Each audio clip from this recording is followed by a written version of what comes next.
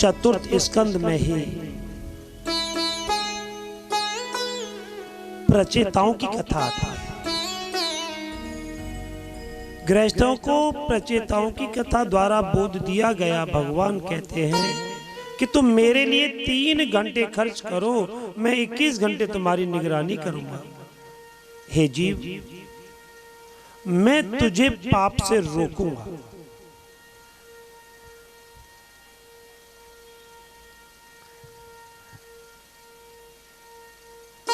जैसे 24 घंटे होते हैं अपने, 12 घंटे रात्रि, 12 घंटे दिन, 24 घंटे में से केवल मुझे 3 घंटे दे दे, केवल 3 घंटे।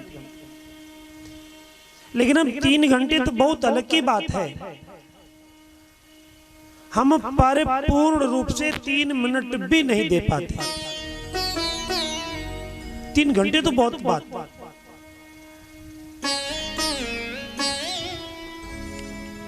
ग्रहेषु विशिताम चापि पुंसाम कुशल कर्मणा मद्वार्ता यात यामानां न बंधाया ग्रहा मता।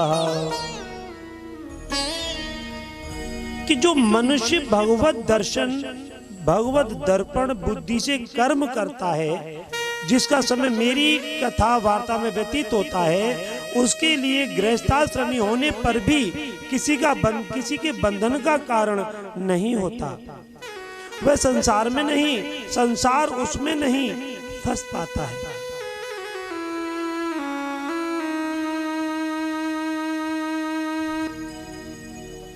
एक थोड़ा सा आकलन ले लेते हैं। यदि हम अपने जीवन में जहां भी कथाओं में जाते हैं तो शायद कुछ क्षण मात्र के लिए हमें संसार का बोध नहीं रहता, और कुछ इसलिए आते हैं कि चलो ज्यादा ना तो 2-3 घंटा तो व्यतीत हो ही जाएंगे। कुछ लोग इसलिए आते हैं, एक दिन का काम छूट जाएगा, कोई बात नहीं, चलो आज एक दिन की कथा ही सुना।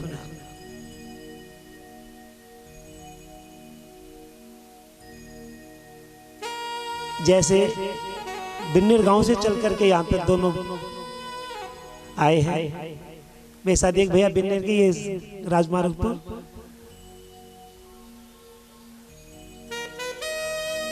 अब मैंने क्या दिया इनको,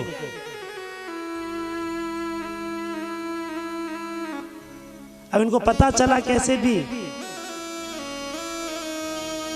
समय निकाला इन्होंने। अब ये जो समय है यहाँ का, जो भी ये 10 मिनट 20 मिनट आधा घंटे जो भी रुकेंगे, क्या इनका ये समय व्यर्थ में जाएगा? यही समय की लागत है, और ये समय हर किसी के लिए प्राप्त नहीं होता।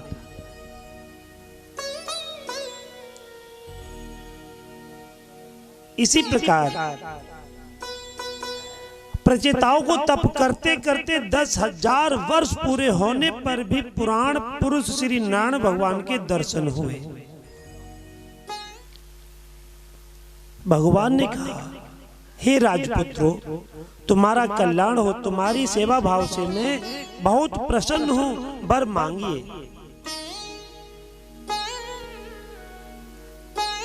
भगवान के वचन सुनकर प्रचेताओं ने कहा, प्रभु आप भक्तों के क्लेश दूर करने वाले हैं, हम आपको नमस्कार करते हैं, प्रणाम करते हैं। केवल आप हमें इतना दीजिए जिसे केवल हमारा हित हो। जैसे नारद जी ने भी भगवान से कहा था, नारायण भगवान से, जय वेदनाथ होए हित मोरा, करऊं सुबेगे दासु में तोरा। हे प्रभु, कुछ ऐसा कार्य करें और जल्दी करें, बेग कि मेरा हित हो।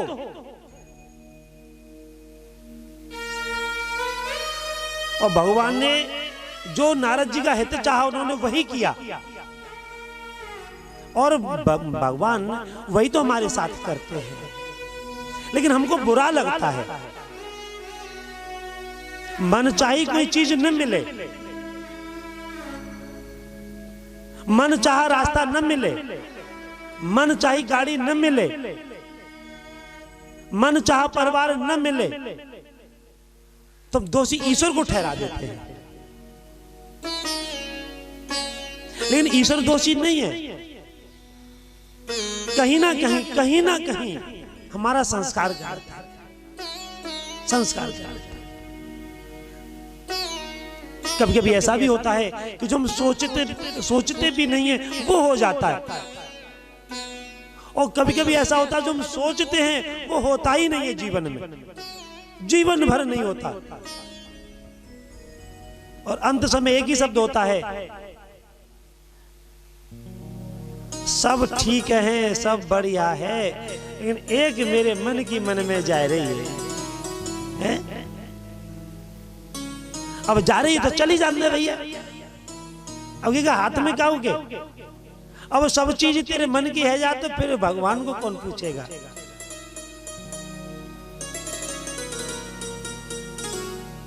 जैसे कहते भी हैं, अगर सभी लोग विद्वान हो जाए तो ब्राह्मणों को कौन पूछेगा? सभी लोग पीले कपड़े पहने तो वास्तविक संतों को कौन पूछेगा?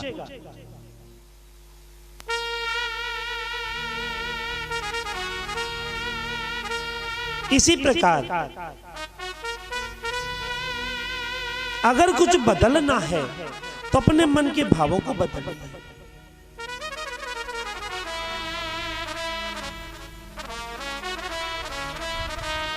खुशियां मिलती नहीं मांगने से, खुशियां नहीं मिलती मांगने से, मंजिल मिलती नहीं राह पर रुक जाने से। अगर हमें हनुमानगढ़ी मंदिर तक आना है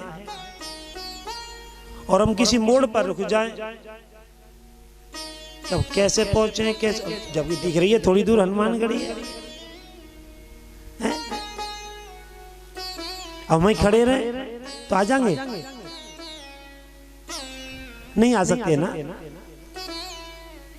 तो राह भी रुक जाने से मंजिल प्राप्त नहीं होती। भरोसा रखना खुद पर और अपने ईश्वर पर।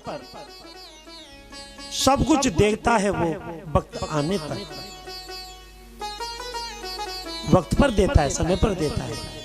समय से पहले हमें कुछ प्राप्त नहीं होता, लेकिन हम लोग चाहते हैं कि समय से पहले हमको सब कुछ मिल जाए।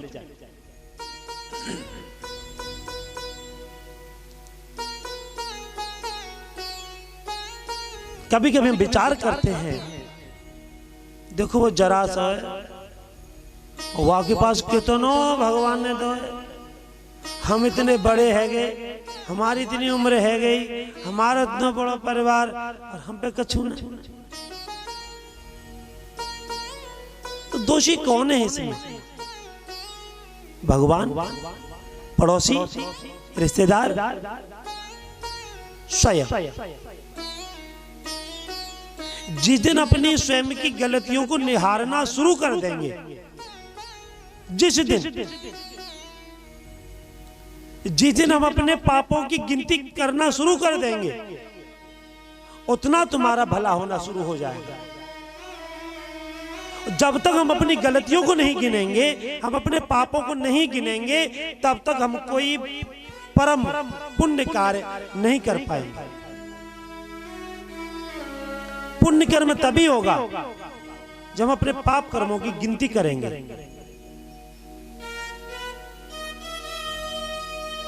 मेरे गुरुजी महाराज कहते हैं, बेटा सुबह से शाम तक तुम पर जितने पाप हो जाएं, शाम को कन्हैया के सामने खड़े हो जाइए और पापों की गिनती कराइए। आप किसी को नहीं बता सकते, मत बताइए। अपने परिवार को नहीं बता सकते, मत बताइए। अपने पड़ोसियों को नहीं बता सकते, बेइज्जती हो जाएगी, मत बताइए। लेकिन शाम के समय जा करके और हरि के सामने खड़े हो जाइए, कान पकड़ लीजिए और एक एक पाप को ईश्वर को गिनाइए। भगवान, आज मैंने वहां पाप किया, आज मुझसे वहां पाप हुआ, आज वहां इतना पाप हुआ। और आप मूर्ति समझोगे तो कुछ नहीं है। अब जो हम अपने घर में दीपक जलाते हैं, मूर्ति समझ करके या कुछ और समझ करके? भगवान समझ करके ना। तो उनको भगवान ही समझ करके पाप की गिनती कराएं, क्षमा याचना करें। ये ना कि मेरे पापों को क्षमा कर दो, नहीं, बता दीजिए उनको, केवल बताइए उनको। क्षमा करना न करना तो उनकी मर्जी है। फिर आप जो भी आपकी क्रियाएं करिए, सो जाइए और सुबह फिर जागिए और सुबह को फिर पापों को गिनाइए। जब आप कुछ समय ऐसा कर्म करेंगे तो फिर आप में आदत हो जाएगी, और जब आदत हो जाएगी तो धीरे धीरे पाप कर्मों से छुटकारा मिल जाएगा और आप पुण्य के रास्ते पर पड़ जाएंगे। लेकिन पढ़ेंगे जब पाप की गिनती करेंगे, बुरे कर्मों की गिनती करेंगे, और कहीं ना कहीं तो पाप होता है। हमारा पूरा शरीर पापी है, फिर हम इसको धर्मात्मा मानते हैं।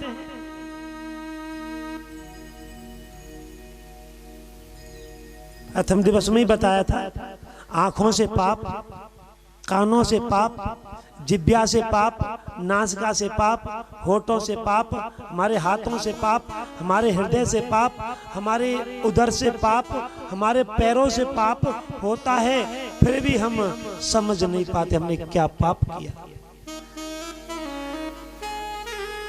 हाँ, एक बात जरूर आती है मन में, ए हो इसे देखी जाए, तो बाद की बात है। ए भगवान जा डालेंगे वहां डाल देंगे, अब तो आनंद ले ही ले बेटा, आनंद कितना ले गो यार जन्म में, अगले जन्म की सोच, अगले जन्म में क्या होगा। इसीलिए यदि हम सुधार सकते हैं अगला जन्म, तो इस मानव कुल में रह करके हम अपना अगला जन्म सुधार सकते हैं, अन्यथा हमारा अगला जन्म भी बिगड़ा हुआ तैयार है।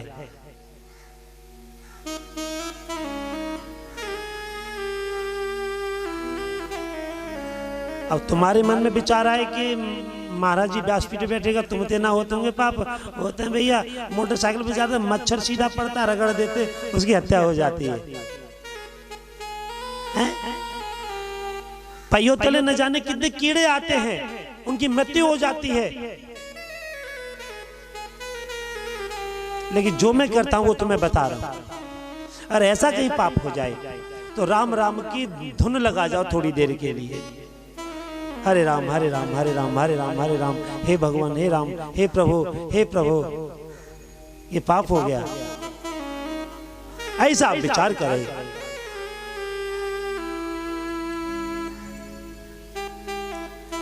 जब आप ऐसा विचार करेंगे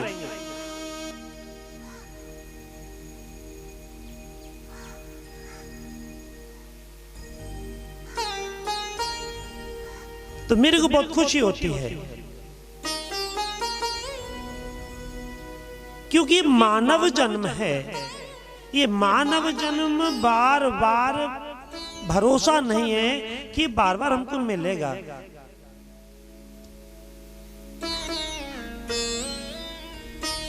देखो आज मेरे को खुशी है, तुलसी की कंठी माला वास्तविकता है। हम केवल जिस तुलसी को पौधा समझते हैं तो हमारी बड़ी भूल है।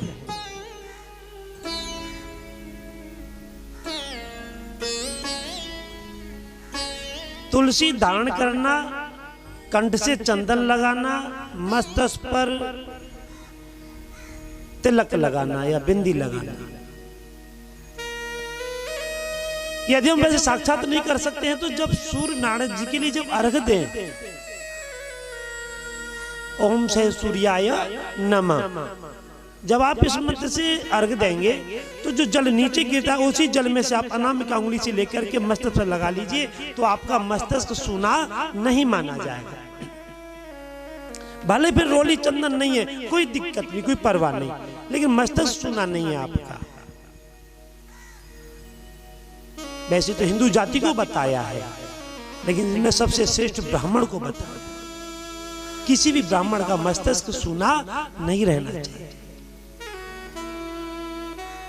देखो भैया, संतों की तो बहस या होड़ हम नहीं कर सकते, हमारी औकात नहीं है, क्योंकि जितनी वो सेवा करते हैं हम लोग सेवा नहीं कर पाते।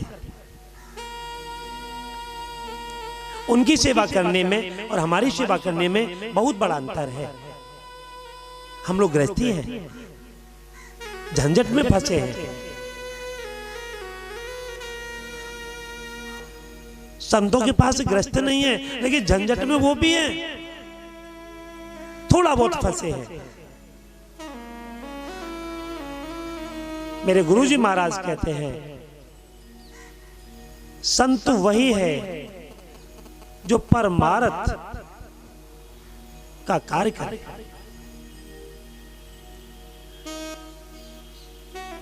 ब्राह्मण वही है जो सबको सच्चे रास्ते पर लाए, शिक्षा दे उसको। अब ये ना कि अब तो उल्टे सीधे पे चला दूसरे उपदेश दे रहा है तो कोई उपदेश मानना नहीं जाता और ना ही कोई उस उपदेश को स्वीकार करता है।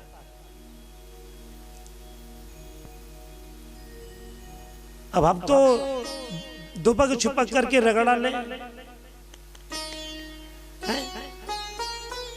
और सामने वालों को वो तंबाकू नहीं खाना चाहिए भैया, और स्वयं में अवगुण है तो सामने वाले को कैसे सुधार सकते हो? इसलिए अवगुणों से बचे। भगवान आप वास्तव में जगत की उत्पत्ति, स्थिति और प्रलय के लिए माया के गुणों को स्वीकार करके ब्रह्मा विष्णु महादेव रूप धारण करते हैं। हम आपको सभी बंधन करते हैं, प्रणाम करते हैं।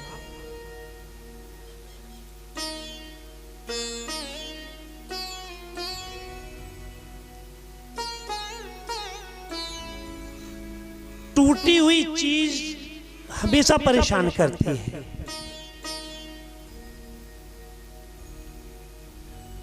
वो चाहे दिल हो या नींद हो या भरोसा हो या सबसे ज्यादा किसी से उम्मीद हो।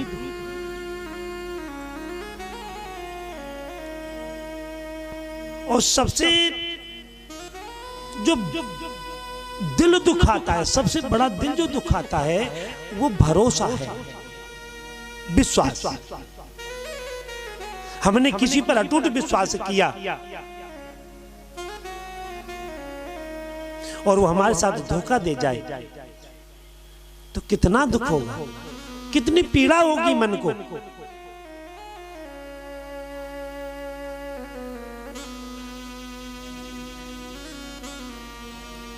हमारे शरीर का एक एक अंग, एक एक वस्तु जो हमारे शरीर में है वो सब कुछ बताती है।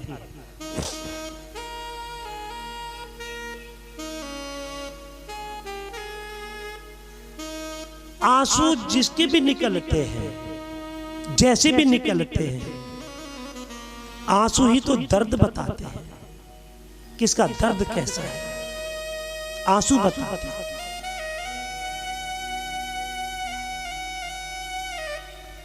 बेरुखी बताती है कि हम दर्द कैसा है। सामने वाले का चेहरा बता देता है कि ये इसका भाव, इसका मन कैसा है।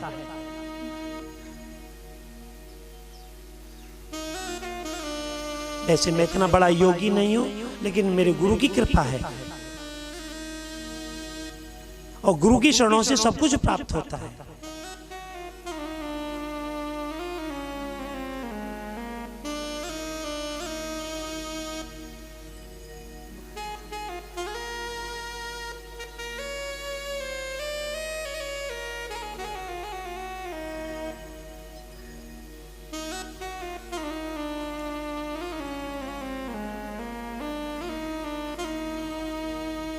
अब देखो भैया, मेरे को बहुत खुशी है,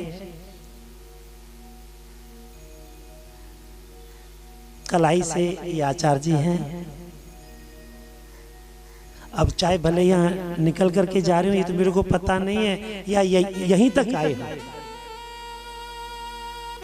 अच्छा, केवल यहीं तक आए, ये मेरा सौभाग्य है।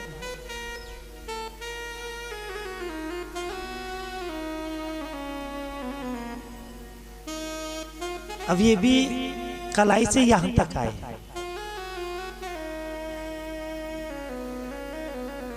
मैं इनका, बहन जी का और आचार्य जी का आभार व्यक्त करता हूं व्यासपीठ से।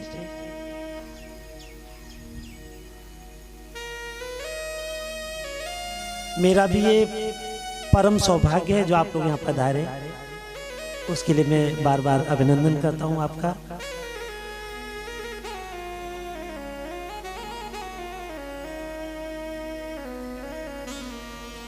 कृष्ण भगवान कहते हैं, भैया भरोसा खुद पर रखो तो ताकत बनती है।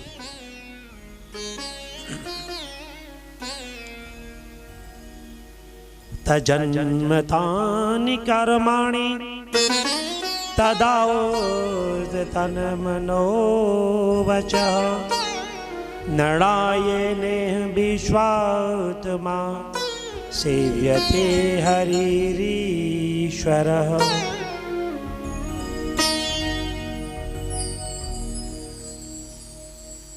नारद जी ने भी वही कहा कि राजाओं, इस लोक में मनुष्य का वही जन्म, वही कर्म, वही आयु, वही मन, वही वाणी सफल होती है जो परमात्मा के सर्वात्मा, परमात्मा सर्वात्मा, हम जिनको सब कुछ अपना अर्पण कर देते हैं,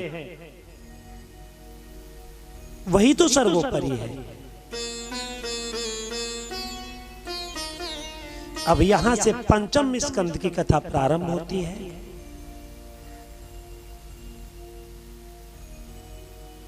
सूर्य से संयम करने से, योग दर्शन करने से ज्ञान प्रक्रिया चतुर्दश लोकों, चतुर्दश भुवनों का ज्ञान होता है। ब्रह्मांड के 14 भुवनों में से पृथ्वी सहित 7 नीचे भूलोक और भुवरलोक, ये दोनों भौम सर्ग कहलाते हैं।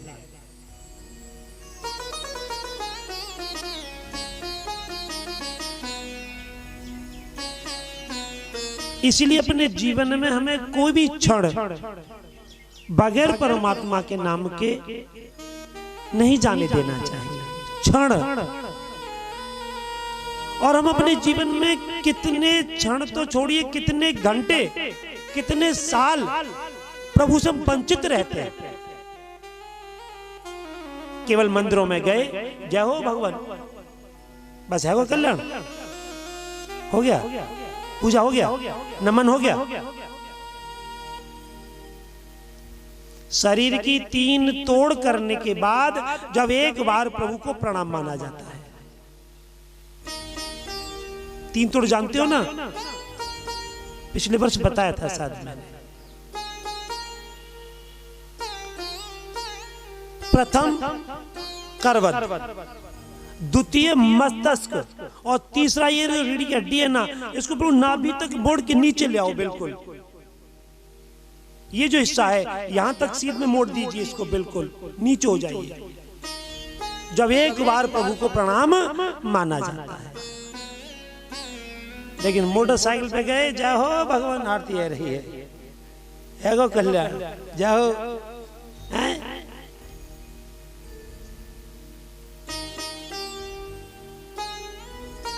अरे कम से कम तेरा मन है ही प्रणाम करने का, तो एक बार 2 मिनट, 1 मिनट गाड़ी को रोक ले भाई,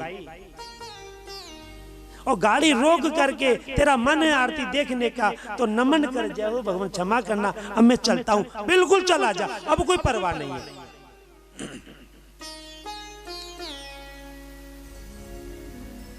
कभी कभी लोग ऐसे होते हैं जो 4 व्हीलरों से जाते हैं, एसीओ में, एसी गाड़ी होती है, मैंने देखा है। टूट गई क्या, कि झटका लगा सर में, या कोई बीमारी है ये कोई तरीका नहीं है। तू इतना बड़ा नहीं हो गया, जो तू बड़ा हुआ है ये भी तो प्रभु की कृपा से है, कान्हा जी की कृपा से है, संतों की कृपा से है, माता पिता की कृपा से है।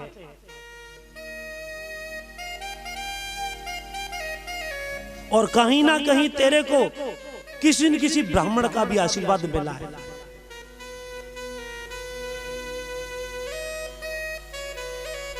पहले तो मेरे अपने जीवन की बात है, गुरु पाए ला गए, पंडित जी पाए ला गए, अब धीरे धीरे पाल आ गए। अब नमस्ते और ठीक हो, माल लाए, थैला ले आए, आनंद आएगी। तेने तो भरी दो थैला हमारा, माल लाए कितने होते, चोरी कर लाए या डगरती डाल लाए, माल लाए। मारने का मतलब क्या है, कहीं से चुरा करके लाना, छुपा करके लाना, कहीं से मारने का शब्द यह है। तो ये शब्द कभी ब्राह्मण को या किसी संत को कभी मत कहिएगा, अन्यथा आप पाप के भागी बनेंगे। और ये दोष छूटते नहीं है, ये दोष छूटते नहीं है। या तो हम उतना ही अंश किसी को दान करें, उस ब्राह्मण से क्षमा याचना करें, तब कहीं कुछ पापों से मुक्ति मिलती है, अन्यथा वो पाप तुम्हारे सर पर विराजमान हो जाते हैं। हाँ, तुम्हारे कोई मिलने वाले आचार्य जी हैं, पंडित जी हैं, जैसे हम भी हैं, और गुरु जी सब ठीक ठाक है, कहाँ कथा करे आए, कछु ले आएगा थैला में, ये चीज एक अलग है, ये शब्द कहना अलग है। तरीका बदल गया, तो उन तरीकों को बदल लीजिए। पहले नमन करो, क्योंकि पहले आप नमन करोगे तो ब्राह्मण द्वारा या संत द्वारा तुमको आशीर्वाद मिलेगा। आशीर्वाद लेने के बाद फिर आप कुछ कहने के अधिकारी बनते हैं, इसमें कोई भी बुराई नहीं है।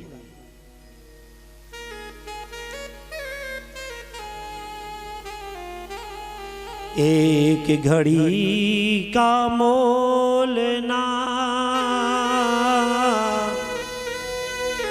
दिन का कहा बखान,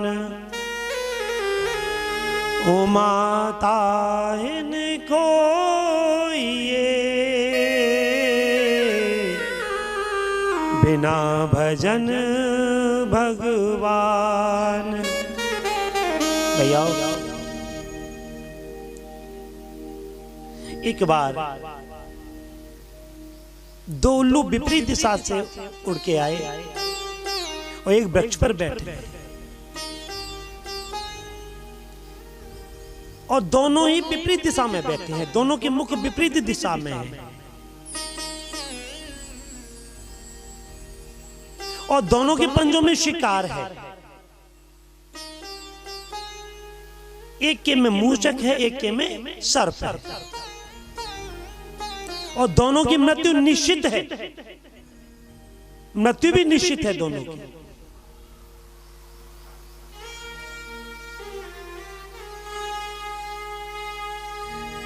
सर्प भी घबरा रहा है कि मुझे नहीं छोड़ेगा, मुझे खा जाएगा, लेकिन जब उस सर्प की दृष्टि उस मूषक पर पड़ी तो वो अपनी मृत्यु का भान भूल गया और उस मूषक को खाने को दौड़ा। अब मूषक क्या सोच रहा है, अरे भैया या ने मैं खाए हो, जबकि मृत्यु के पंजे में है, खुद मृत्यु के पंजे में है, और मृत्यु के पंजे में होने के बावजूद भी मृत्यु का भय सता रहा है।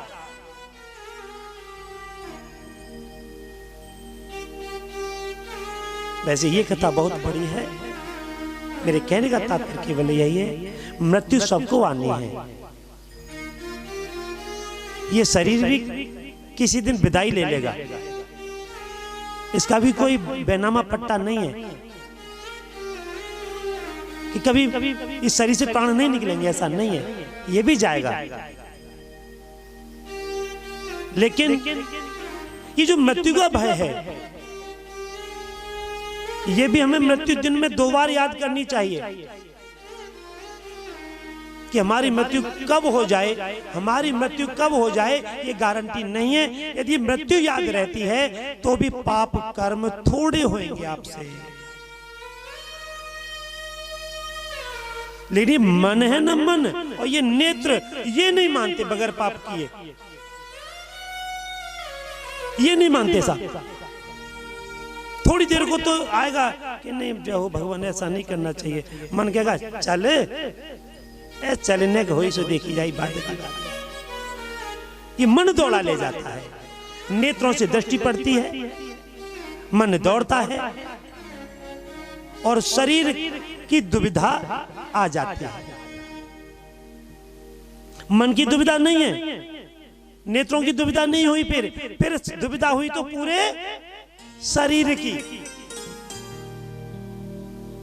इसीलिए हमें इन कर्मों से जितना बचा जाए बचे। सत्कर्म क्यों प्रयाण करें? शायद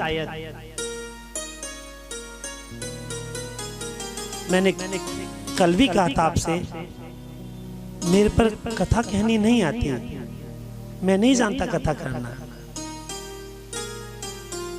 मेरे गुरुजी ने जो भी मुझे टूटा फूटा सिखाया, केवल मैं वही हरि का गुणगान करता, बाकी मैं कहना नहीं जानता। कहने वाले परमात्मा हैं, हमें तो केवल, हाँ कुछ लोगों को मैं ये भी थोड़ा सा उपदेश कर देता हूँ। लोग कहते व्यास जी आए गए, व्यास जी आए गए हैं। हम काहे के व्यास हैं? हमारा बापू व्यास ना रही है। मैं कथावाचक बोल रहा हूँ, हमारा बाप भी व्यास नहीं है। हमको केवल कुछ दिन के लिए, कुछ घंटे के लिए इस व्यास पीठ पर आसीन किया जाता है, बिठाया जाता है। हम व्यास नहीं है। कुछ कथावाचकों ने तो मेरी क्लास ले ली थी। हापुड़ कथा कर रहा था, वहां भी एक उच्चकोटि की कथावाचक हैं, उनकी कथा अलग चल रही थी, हमारी अलग चल रही थी। अब हमारे यहाँ से कुछ जाकर के वहां लोगों ने कह दिया, बोले महाराज जी वो तो व्यास जी ऐसे ऐसे बोल रहे हैं, बोले हमें मिलवाओ ना, बुलाओ। यानी हमें क्या जरूरत है तुम्हारे पास आने की? तुम्हें जरूरत है तो आ जाओ। हम क्यों जाने लगे? हाँ हमने बोला है, गलत बोला है तो प्रमाण कीजिए। अब उनके मन को शंका हो गई उनको, क्योंकि उच्च कोटि के थे भाई। अंत में उनको आना पड़ा। अब एक दिन नहीं आए, 2 दिन नहीं आए, उनके पेट में हांडी खिचड़ी पकती रही। बोले इस पंडित से मिलना है। आए महाराज जी, हमने उनको प्रणाम किया, दंडवत प्रणाम किया। बोले ठीक है ठीक है ठीक है। ये तरीका नहीं हुआ महाराज, हम तो दंड प्रणाम कर रहे हैं, आप आशीर्वाद भी नहीं दे रहे। पहली कमी आप, इसका मतलब आपको अहंकार है। बोले नहीं ऐसा नहीं है, हम तो एक बात के लिए आए। मैंने बिल्कुल करिए साहब कि आपने बोला है कि व्यास नहीं है, मैं नहीं है, हम केवल एक वक्ता हैं, ब्राह्मण है जाति से, वक्ता है, कथा वक्ता है, व्यास नहीं है। केवल व्यास शब्द दे दिया गया है हम तुम लोगों को, लेकिन हम व्यास नहीं है। वेद व्यास जी महाराज वो थे व्यास, उनकी ये गद्दी है, उस पर हमको आसीन किया जाता है। तो व्यास कहां से आएंगे भाई? हम तो ब्राह्मण कथावाचक हैं, केवल कथावाचक हैं।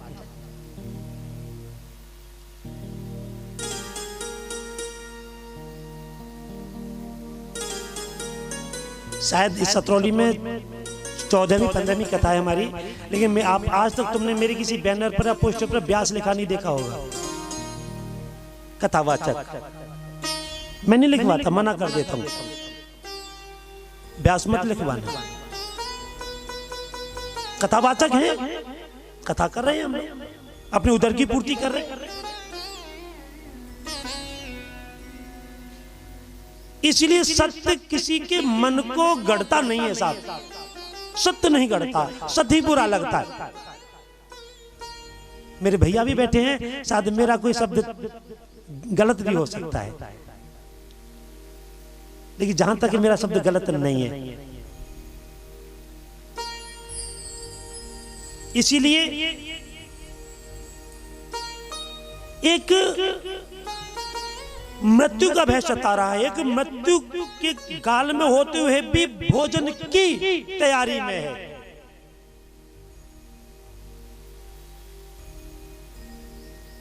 इसीलिए हमें मृत्यु से डरना नहीं चाहिए। मृत्यु ही तो सत्य है, जीवन सत्य नहीं है, मृत्यु सत्य है। आए हैं सो जाएंगे राजा रंग फकीर, एक चढ़े पाल की एक बंधे जंजीर।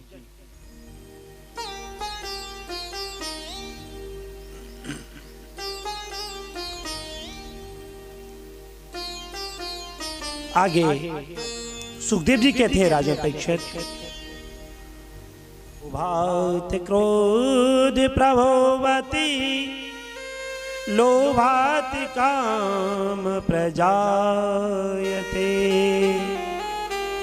लोभान्न मोहश्च नाशश्च लोभ पापस्य कारणम्।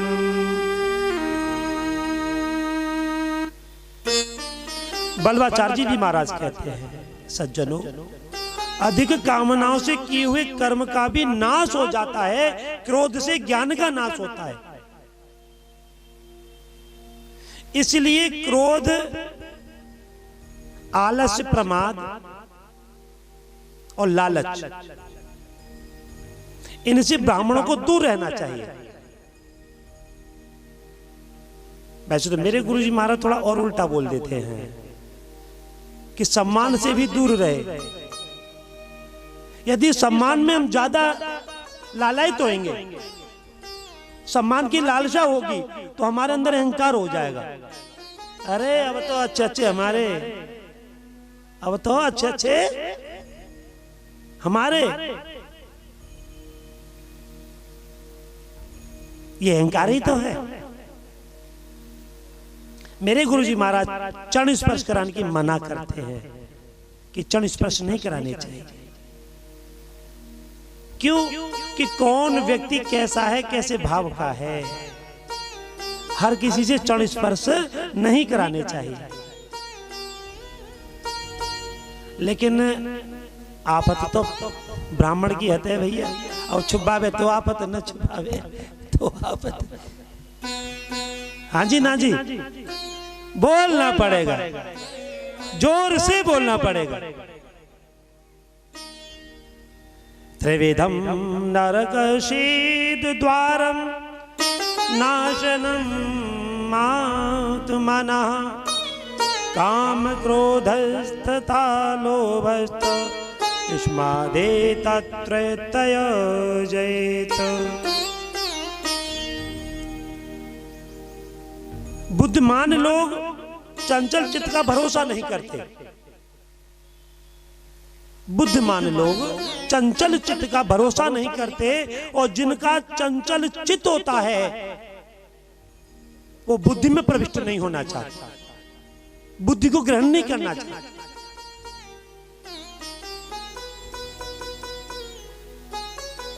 ये मन ही तो है जो प्रभु से मिलाता है, ये मन ही तो है जो छत पर बिठाता है, ये मन ही तो है जो स्वर्ग ले जाता है, ये मन ही तो है जो खड्डे में ले जाता है।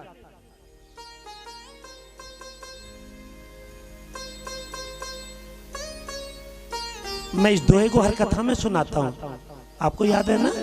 नहीं याद? भूल गए? सबसे ज्यादा यजमान आप ही बनते हो है कि मन के हारे हार है, मन के जीते जीत, मन से ही तो पाए पर ब्रह्म की प्रीत।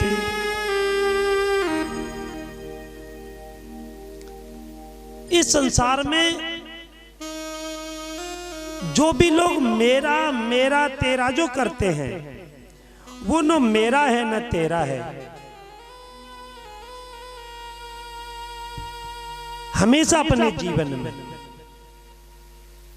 मेरा केवल परमात्मा है, बाकी तो दुनिया मतलब की है। अब मैं भी बैठा हूं तो मैं भी तो मतलब को बैठा हूं या नहीं बैठा? हाँ जी, ना जी, कछु तो बता, बोले करो। हाँ, ये सत्य है, मैं भी मतलब को बैठा हूं। मेरा भी मतलब है केवल कान्हा जी का गुणगान करने के लिए। बाकी मुझे और कोई लोभ नहीं है, ना मुझे लालच है। लालच इतना ही है कि मुझे प्रभु की कथाएं मिलती रहे, मैं कथाएं करता रहूं। और जब भी संसार से विदाई लूं, हनुमान जी से मेरी यही प्रार्थना है, मेरी कान्हा से यही प्रार्थना है। बाकी तो मेरा कोई भी कर्म अच्छा नहीं है, केवल गुणगान करता हूं। थोड़ा बहुत पता नहीं वो कैसा होता है, मैं नहीं जानता। मैं तो अवगुणी हूं भैया, सद्गुणी तो आप हैं, जो आप कहां कहां से चल करके यहां तक आए। मैं तो अवगुणी हूं या नहीं हूं? नहीं हूं, अवगुणी नहीं हूं, गलत।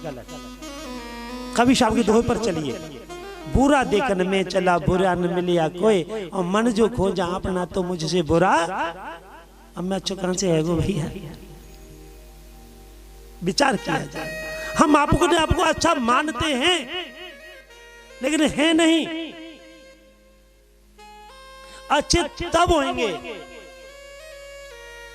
जब सामने वाला तुम्हारी कहीं अलग जाकर के तुम्हारा बढ़ाई करेगा, तुम्हारा नाम लेगा, तो तुम बड़े हो, तो अवगुणी हो नहीं हो, अन्यथा तो अवगुणी तो है।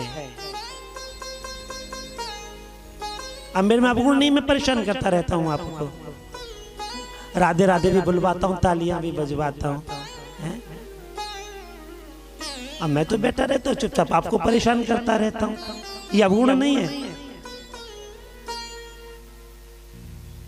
ये मेरे अंदर कान्हा जी का अवगुण है। मैं अवगुण मानता हूं, सद्गुण नहीं मानता। हमेशा अपने जीवन में सद्गुणों की गिनती कभी ना करे, कभी नहीं करे, भूल करके भी ना करे, और करनी है तो अवगुणों की गिनती करे।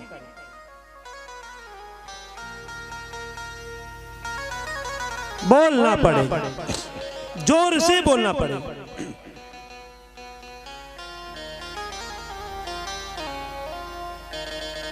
अभी एक बात मैंने बताई थी खत्तीपाड़े में, अभी कथा हुई थी ढूंढी बाबा जी के मंदिर में, वहां भी मैंने बताया था। लगभग हमारे हथौली के 2-3 शाटे में मरघटा है या नहीं? कितने चले गए हथौली के अच्छे अच्छे, और कितने चले जाएंगे हैं? कुछ अग्नि के हवाले हुए, कुछ मट्टी में दफन हुए, लेकिन हुई तो माटी।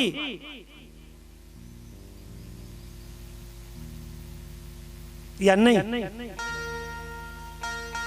अग्नि के हवाले हुए तो भी माटी बनी, और जो मिट्टी में दफन हुए वो भी माटी बनी।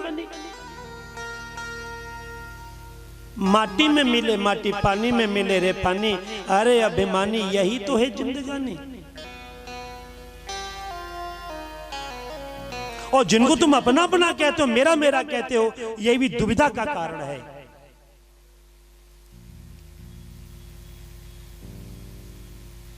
तुमको जो मेरा मेरा कहेंगे, जरूरी नहीं वो तुम्हारे रहेंगे। मतलब से मिलते ये दुनिया के साथी, सदा इस मिलन के भरोसे न रहना। ये तन की मति है मगर है विनाशी। ये जो तन है ना, हम जो अपना मानते हैं, और तन को मति क्या करती है? ठीक ठाक है तो टिप टॉप है, बढ़िया है ना। ये तन की मति ही तो दुविधा में डालती है। ये तन की मति है मगर है विनाशी, कभी अगले क्षण के भरोसे न रहना।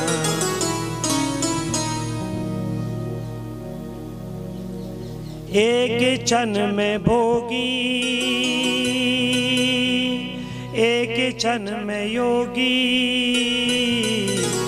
एक पल में ज्ञानी, पल में वियोगी।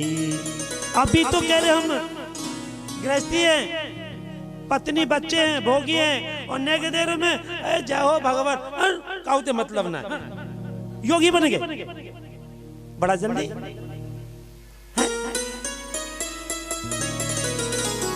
एक क्षण में योगी, एक क्षण में भोगी, पल में ज्ञानी, पल में वियोगी। बदलता जो क्षण क्षण में वृद्धि अपनी,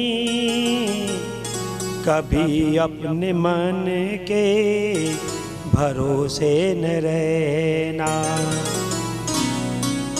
ये जो मन है ना, ये मन दुविधा में डालता है। हम सोचते हैं काम दुनिया के कर ले, धन दाम अर्जित कर नाम कर ले। या करो वाह करो, या काम में कर लो, वाह काम में कर लो, हैं? पतो ना जन कब हम मर जाएं, या करो जल्दी, धन अर्जित करो, हमारा नाम हो जाए।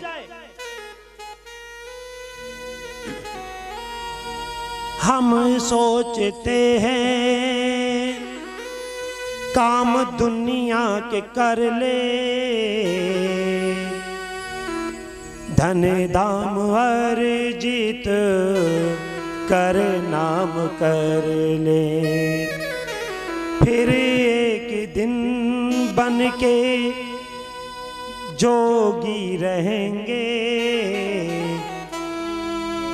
उस दिन के कभी अगले, यानी अब हम 60 साल के है जाएं, 70 साल के है जाएं, लेकिन नाती बड़ो है जाए तो महात्मा बन जाएंगे। उस एक दिन के भरोसे न रहना।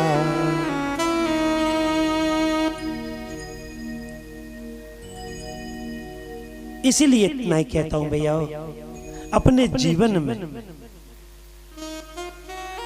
वास्तविक अपना तो केवल परमात्मा है, केवल परमात्मा। और परमात्मा भी जब तुम्हारा है जब तुम आत्मसमर्पण कर देते हो,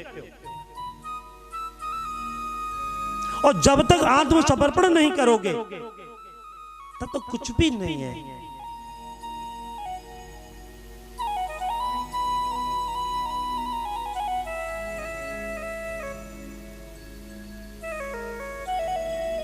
वैसे तो हमारे सतरौली में बहुत सारी कथाएं होती रहती है और होंगी। जैसे मैंने परसों भी बताया था आपको कि अब हम यहाँ की कथा के बाद में वैसे हम दूसरी जगह जाएंगे, वहां से लौट के फिर अतरौली आएंगे, 14 अप्रैल से फिर अतरौली में करेंगे।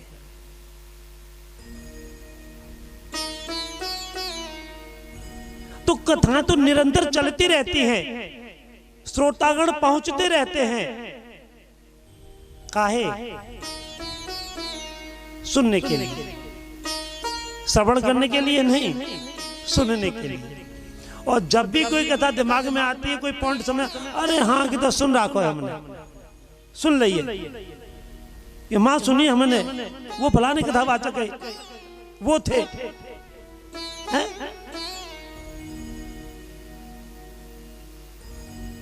जिस दिन योगी जी मुरारी बापू से मिलने गए, मुरारी बापू ने व्यासपीठ से ही योगी को भगवान कहा। कि मैं ऐसे भगवान के चरणों में बंधन करता हूं। मुरारी बापू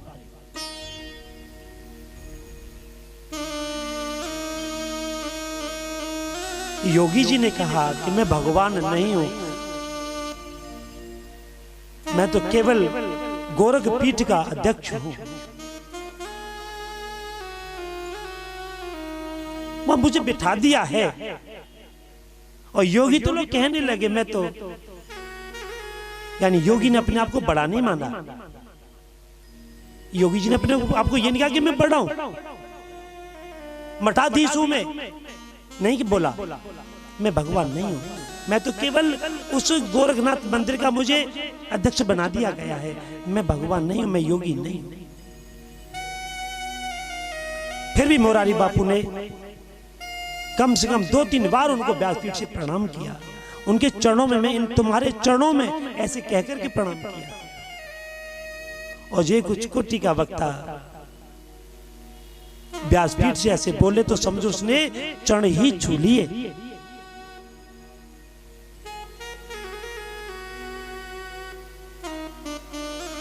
एक और शब्द उन्होंने कहा कि महाराज आप तो भगवा हो, मैं भगवा नहीं हूं, मैं तो श्वेत वस्त्र पहनता हूं, लेकिन आप कहते हो तो मैं आज इसको धारण जरूर करूंगा। और मुरारी बापू ने उस भगवा वस्त्र को धारण किया व्यासपीठ पर ही।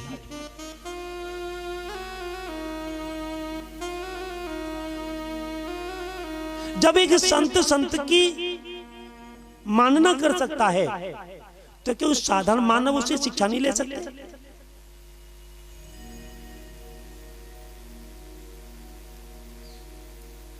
हमेशा आप कभी भी किसी से राधे राधे करें, किसी से भी भैया जी राधे राधे करवत करें।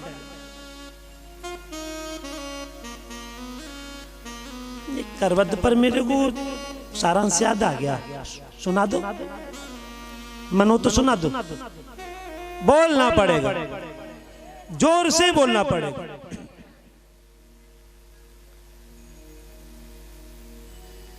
थोड़ा हिसाब लगाते रहना, मैं थोड़ा हिसाब, मेरा गणित गलत सही नहीं है। 1 से भले 2 और 2 से भले 4 और 4 से भले 10, 1 से भले 2, 2 से भले 4 और 4 से भले 10 और 10 से भले 20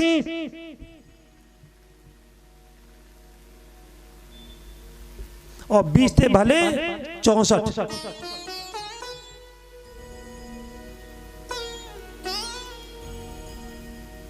बात सही है ना या गलत है?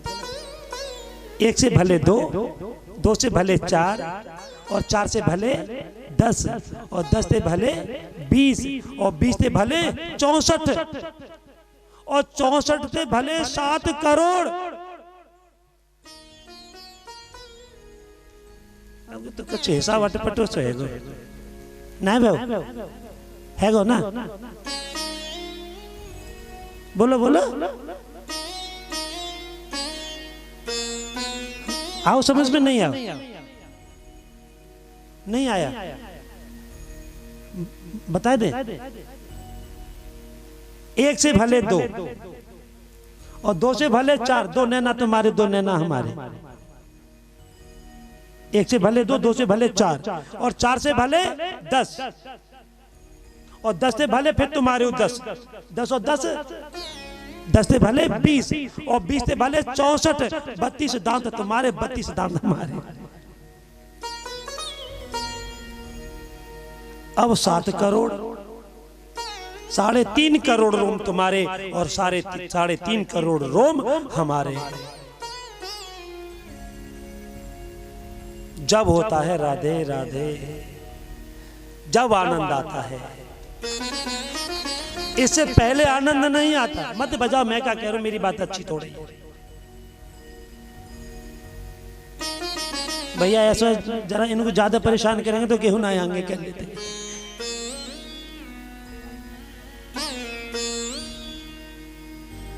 बात सही ना?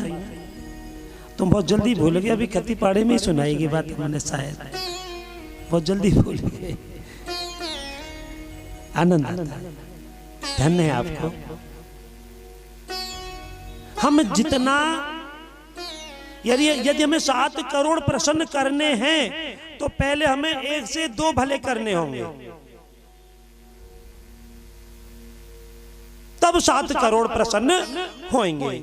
और यदि हम अकेले ही प्रसन्न रहना चाहते हैं तो हमारे 3.5 करोड़ प्रसन्न नहीं होंगे। ये हमेशा ध्यान रखो। यदि मैं खुद अकेला प्रसन्न रहना चाहूं तो मैं फेल हूं बिल्कुल। इसलिए हम अपने जीवन में सामने वाले को प्रसन्न करना हमारा परम धर्म, परम कर्म, संयम, नियम ये बनता है कि हम सामने वाले को सबसे पहले प्रसन्न करें। और यदि सामने वाला प्रसन्न है तो फिर परमात्मा भी प्रसन्न है।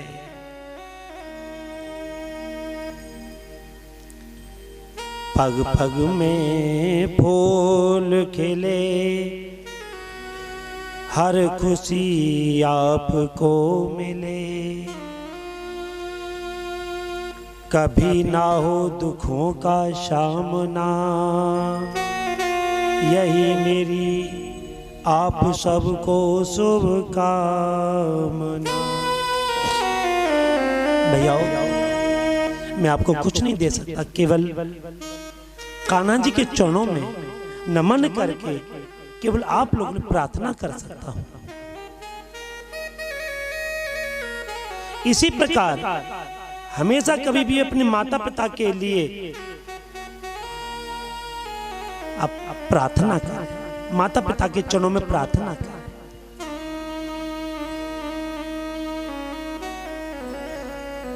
वैसे तो बताया है कि मां के सासू के चरणों में जहर होता है।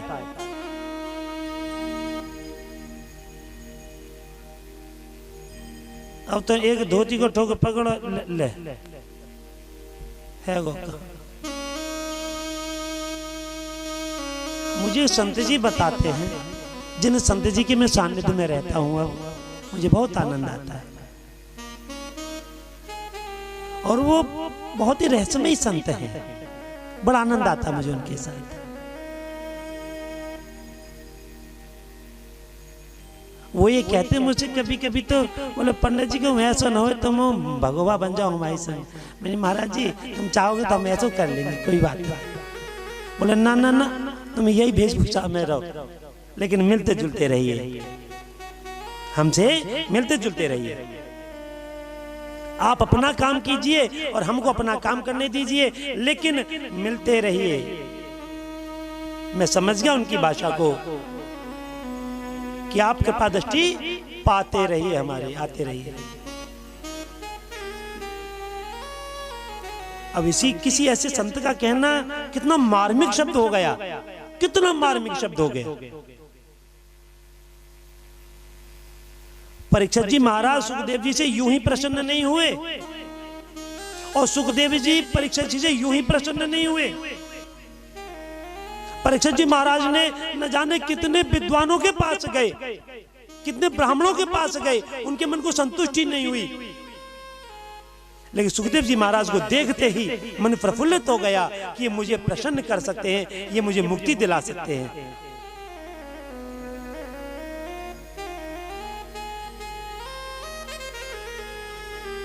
इसी प्रकार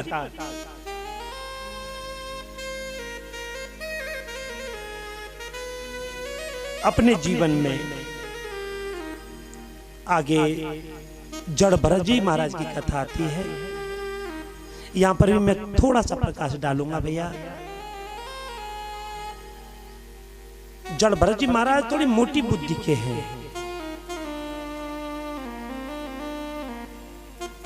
ना तो उनको अपने खाने का होश रहता है, ना पहनने का होश रहता है, ना चलने फिरने का उनको ढंग है, लेकिन प्रभु के नाम में मस्त रहते हैं, प्रभु के नाम में। एक बार तो इनके भैया ने खेतों पे भेज दिया, बोले जाओ चिड़िया रखाना, तू खा खा के मोटा हो रहा है, थोड़ा खेत पे घूमो। बोले ठीक है भैया। अब वो गए, अब दोपहर हो गया, भूखे हैं बेचारे, कोई उनको भोजन लेके भी नहीं गया। लेकिन धरती माता को नमन किया, बोले मेरी मैया तो तू ही है। एक मिट्टी का डेला मुंह में डाला, उधर भर गया। ये ऐसी हालत जड़ भरत जी महाराज की थी। अब चिड़िया आने लगी, अब भेजे तो चिड़िया रखावे की क्यों, खेत बोया था तो उसमें वो अनाज था, बोले इनको कोई खाए नहीं, चिड़ियों को रखाइए। और वहां तो उल्टा हो गया कि राम जी की चिड़िया राम जी को खेत, राम जी की चिड़िया राम जी को खेत, खाओ रे चिड़ैया भर भर पेट।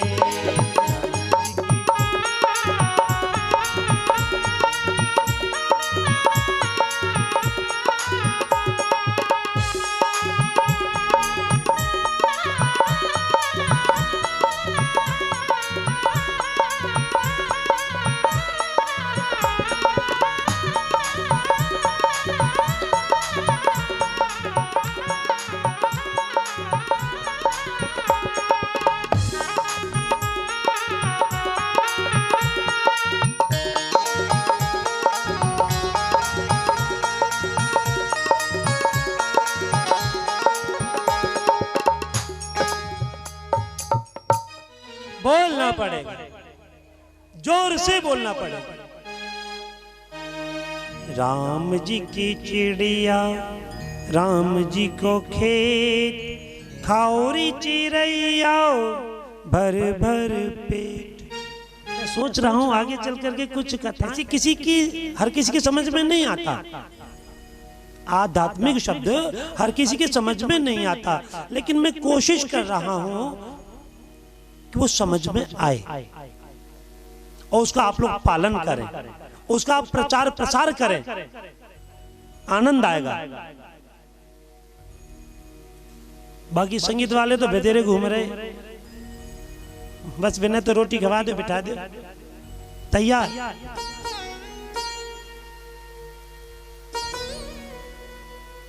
लेकिन मेरा केवल एक मन यही है, यदि हम कोई शब्द आपसे कहें और वो आपकी समझ में नहीं आए तो मेरा कहना व्यर्थ है, मेरा समझाना व्यर्थ है।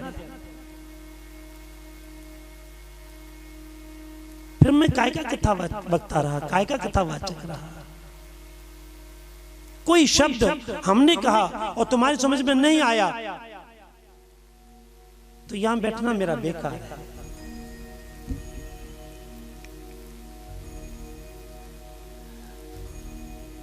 जड़ भरत जी महाराज कि जब भाई पहुंचे तो भाई में मार मारी, बोले भाग यहां से। बोले तेरो राम भलो कर, हमारे तो कामू बचे हो, अरे खावे की तो ईश्वर देंगे हमें तो खावे। और जड़ भरत जी ने वो स्थान छोड़ दिया। आगे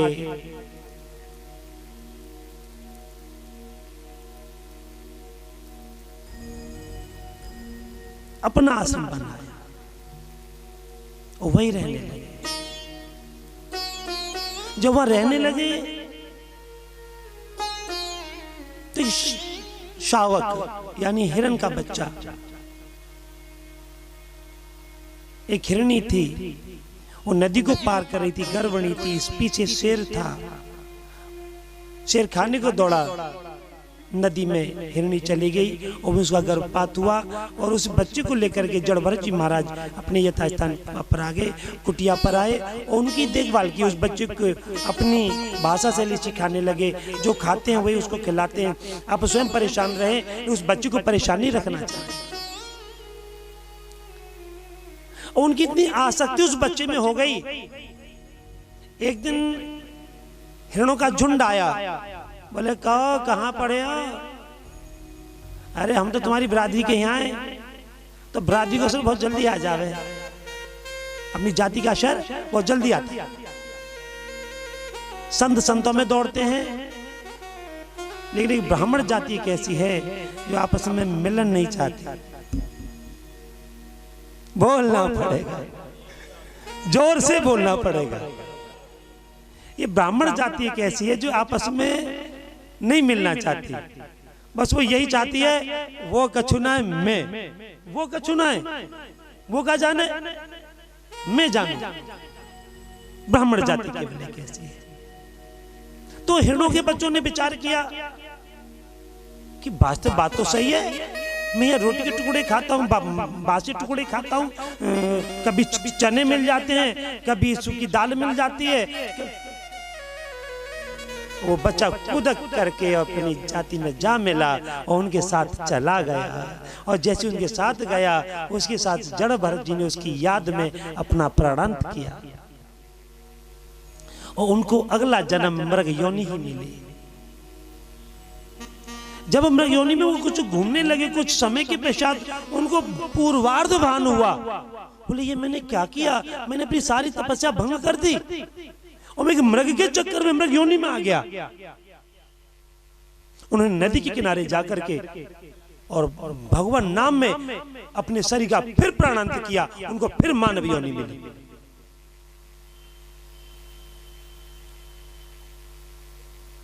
कथा ये बहुत है भैया। राजा रहुगण को इन्होंने ज्ञानोपदेश दिया।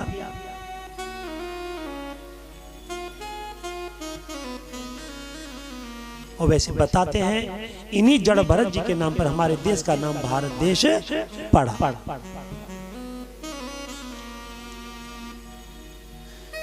त्वयोदितं व्यक्तमविप्रलब्धं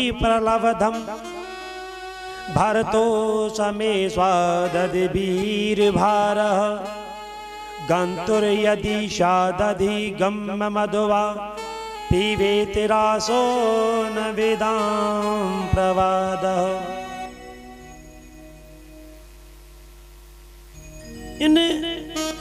ये जो राजा रहुगण था ये भी बड़ा अहंकारी था, और ये कपिल मुनि जी के आश्रम में जा रहे थे ज्ञानोपदेश करने के लिए, सीखने के लिए। तो कभी कभी हमारा ज्ञान, जब हमको अहंकार होता है, मद होता है, तो हमारा ज्ञान भी नष्ट हो जाता है।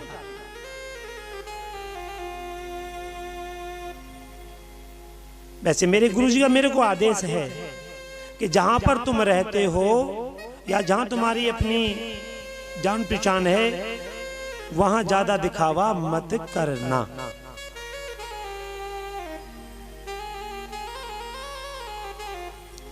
तो शायद जिन लोगों ने मुझे यहाँ अक्सर कर देखा होगा तो मैं ज्यादा दिखावा नहीं करता, सिंपल रहता हूं। कोई ये न कह सके कि कथावाचक है। अब जो जानते भैया वो तो जानते ही हैं, लेकिन मैं जनाना नहीं चाहता, और जनाने में फायदा नहीं है। जानने में फायदा है, जनाने में फायदा नहीं है। ये मेरा गुरु वाक्य है।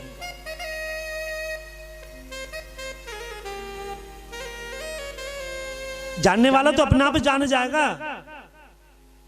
राम ही केवल प्रेम प्यारा, जान ले उसो जाननिहारा। श्री राम जय राम जय जय राम, श्री राम जय राम जय जय राम, श्री राम जय राम जय जय राम, श्री राम जय राम जय जय राम। बोलना पड़ेगा, जोर से बोलना पड़ेगा।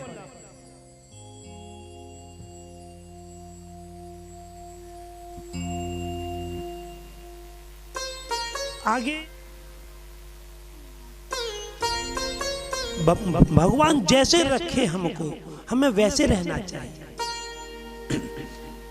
ये भी शिक्षा हमें जड़ भरत जी महाराज से मिलती है।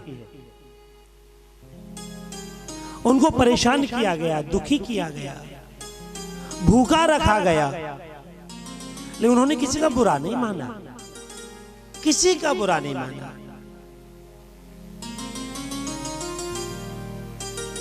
अब तो कहीं भी चले जाओ, अरे वाना तो हम तो यूं कहीं ना कि तुम बैठे जाओ, इतना नीच निकला हुआ नहीं हो ना कि कब चाय पी ले। और देहात की भाषा थोड़ी सी नहीं अलग है, चाह। अरे चाय बनेगी क्या? चाह अब जन चाह कह रहे हो, जन चाय कह रहे हो, जन चाह समझ ही नहीं आ रही बात।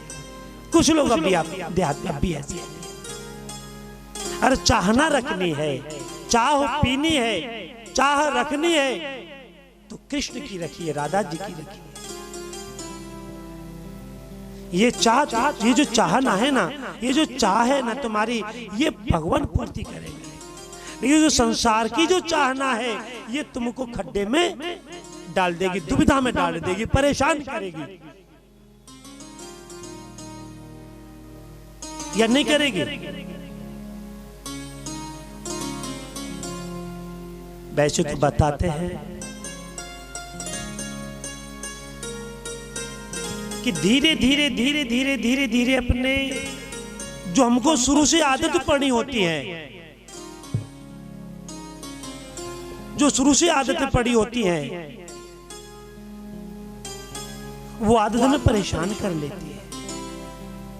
और जो ईश्वर के नाम की आदत पड़ जाती है, भजन की आदत पड़ जाती है, कीर्तन की आदत पड़ जाती है, सामने वाले के सम्मान की आदत पड़ जाती है, ब्रह्म तत्व की आदत पड़ जाती है, राधा नाम की आदत पड़ जाती है, हनुमत नाम की आदत पड़ जाती है, सीताराम जी के नाम की आदत पड़ जाती है, किसी माँ के चरणों की आदत पड़ जाती है। तो ये जो आदतें हैं, ये हमको आनंद दिलाएंगी जन्म जन्मांतर। और जो संसार की जो आदत है, ये हमको दुविधा में डालेगी जन्म जन्मांतर।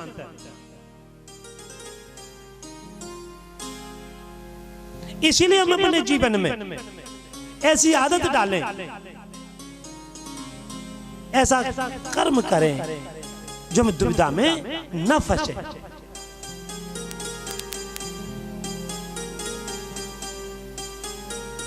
एक छोटा सा बच्चा था, एक गरीब माँ थी,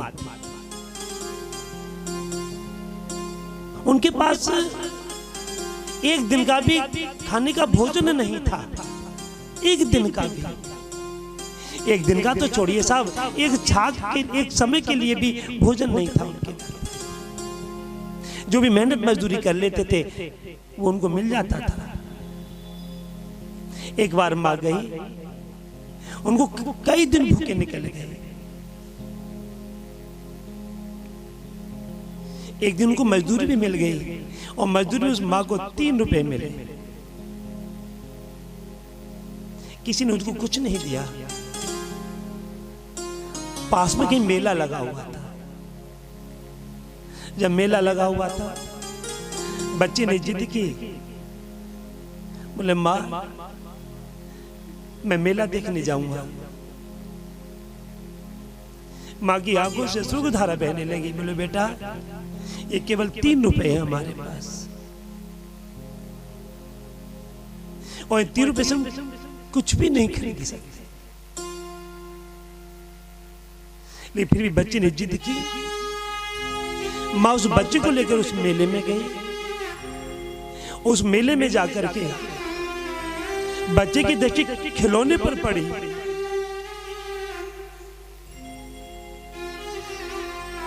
बच्चे ने जरा इशारा किया, देखा, माँ का कलेजा फट गया। बोले आज मेरे पास इतना धन नहीं है जिस बच्चे को मैं कुछ खिलौना दे सकूं। बच्चे ने जैसे माँ की ओर दृष्टि डाली, माँ नहीं, मुझे कुछ नहीं चाहिए, मुझे नहीं चाहिए, मैं केवल देख रहा था, मुझे नहीं चाहिए। माँ रोने लगी। बोले बेटे की खिलौने की लालसा है, मैं खिलौना भी नहीं दिलवा सकती। बेटे ने मना कर दिया। पूरे मेले में घूमे। अंत में माँ ने बच्चे से कहा, बेटा अब शाम हो गई, कुछ खाएगा? बोले माँ भूख नहीं है। बच्चे को भी पता है कि मेरी माँ के पास इतना धन नहीं है। उन्होंने 3 रुपए की जलेबी खरीदी। एक फकीर बाबा आए हुए थे जिन्होंने 20 साल से अन्न का त्याग कर दिया था। उस मां के गुरु थे, उसको कैसे भी पता चला, उस रास्ते से गुजर रही थी। उन्होंने विचार किया, वे बोले बेटा क्या बात है, यहाँ भीड़ कैसे है? तो उन्होंने कहा कि भैया यहाँ पर एक संत जी आए हुए हैं, फकीर बाबा है। बोले कौन है? उनका नाम बताया। बोले वो तो मेरे गुरु हैं।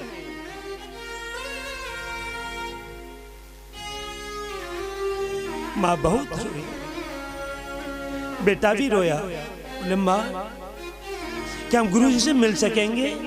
बोले हाँ बेटा आओ, पहले गुरु जी का भोग लगाएंगे। लेकिन माँ को नहीं पता था कि गुरु जी ने 20 साल से अन्न का त्याग कर रखा है।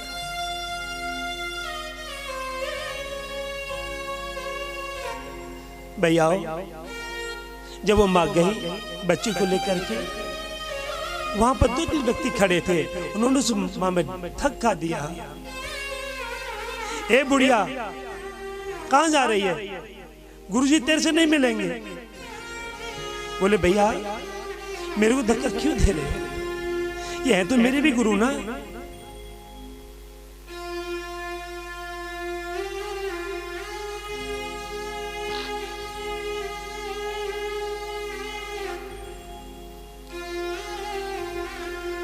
बच्चे ने मां के आंसू पोंछे। बोले मां तेरे लगी तो नहीं है? बोले नहीं नहीं मेरे नहीं लगी। बोले तेरे तो नहीं लगी, जबकि मां के घुटनों में लग चुकी थी। मां ने अपनी परवाह करके बच्ची को पूछा। एक बच्चा जो मां को पूछ रहा है, और दोनों आपस में बता नहीं रहे कि तेरे लगी कि मेरे लगी। मां भी मना कर रही है और पुत्र भी मना कर रहा है, मेरे नहीं लगी। मां ने फिर कोशिश की, उस व्यक्ति ने फिर धक्का दिया। फिर तीसरी बार फिर कोशिश की, फिर उसने धक्का दे दिया।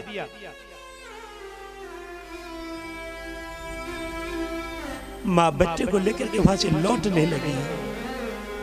बोले बेटा हम गुरु जी के पास तो नहीं जा सकते, लेकिन हम यहीं से मन से गुरु का भोग लगा सकते। तब तो उस फकीर बाबा की उस मां पर दृष्टि पड़ गई। बोले मां वापस नहीं आएगी क्या? भौचक्की देखने लगी। मां ये गुरुजी किसको मां कह रहे हैं? जिसने धक्का दिया था उसी से बोले इस मां को बुला के लाओ,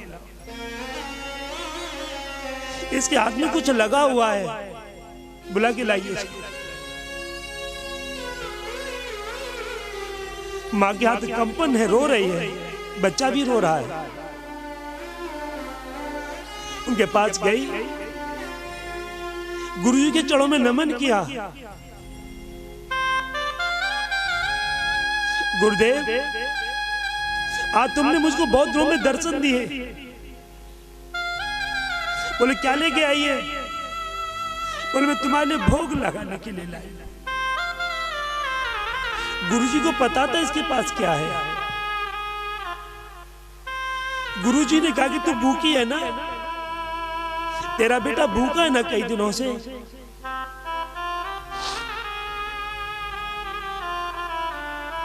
बोले नहीं गुरुजी मैं भूखी नहीं, मेरा बच्चा भूखा नहीं है।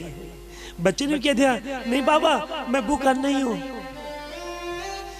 गुरुजी की आंखों से अश्रु की धारा बहने लगी। धन्य है यह शिष्य। बोले तेरे हाथ में कुछ है ना भोग लगाने को? बोले हाँ। जैसे गुरुजी ने उसके हाथ से थैली ली, थैली में जलेबी को देखा तो जितने भर भी शिष्य बैठे थे 1500 जो भी थे वो अचंभा करने लगे। बोले गुरुजी ने तो 20 साल से अन्न का त्याग किया है और जीवन भर के लिए त्याग किया है, लेकिन ये बुढ़िया के हाथ का प्रसाद, वो भी जलेबी अन्न। गुरुजी ने कहा मां मुझे भोग नहीं लगाएगी? मां रोने लगी। बोले प्रभु मेरे लिए तुमको भोग लगाने के लिए कुछ भी नहीं है। मेरे जीवन की कमाई मान ले, मेरे दिन की कमाई मान ले, के अलावा केवल यही 3 रुपए मुझे प्राप्त हुए थे, यही 3 रुपए का प्रसाद मैं आपके चरणों में लेकर के आई। उन फकीर बाबा ने उसमें जलेबी निकाली और जलेबी ग्रहण की। सब लोग देखते रह गए। धन्य है बाबा, धन्य है ये संत, धन्य है ये गुरु। अपनी सारी ममताओं उड़ेल दी उस पर, अपना नियम तोड़ दिया, अपना संयम तोड़ दिया, शिष्य की खातिर, शिष्य की भक्ति की खातिर।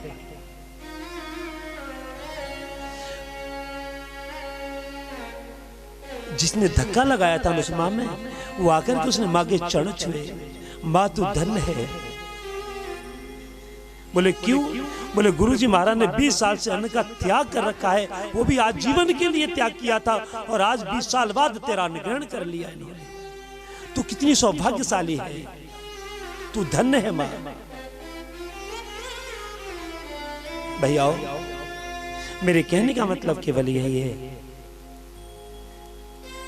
कि भक्ति अच्छों को झुका देती है।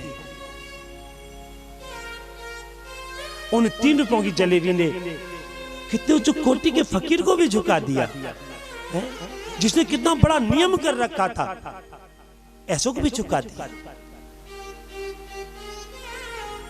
इसीलिए कहते हैं भगवान भाव के भूखे होते हैं, संत भाव के भूखे होते हैं, ब्राह्मण सम्मान के भाव के भूखे होते हैं। एक बार को तो ब्राह्मण को संत को कुछ मत दो, महाराज जी जय सिया राम, भैया खुश रहो, भैया भगवान तुम्हें बनाए रहा। अन्य जी राधे राधे, गुरु जी राधे राधे, भैया खुश रहो, चाहे आप खुद दुखी है, भूखो है, प्यासो है, परेशान है, सुखी रहो भैया, भगवान तुम्हें बना रहा है। हाँ जी ना जी, बोलना पड़ेगा, और राजी थे तो बोलता ना हो, जोर से बोलना पड़ेगा।